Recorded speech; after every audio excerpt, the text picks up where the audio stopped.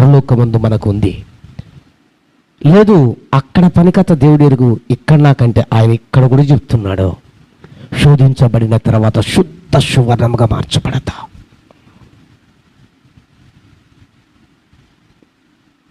ఎలీషాకు శోధన వచ్చింది.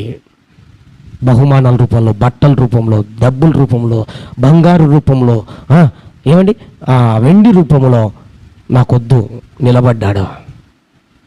ఎలీషా ఆత్మీయ జీవితం అద్భుతం.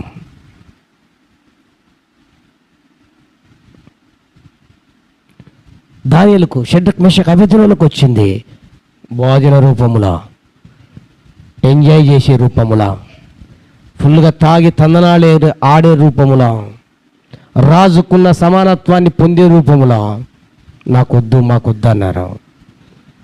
అందుకు దానియేలు సింహాన్ని నోళ్ళను మూపించాడు.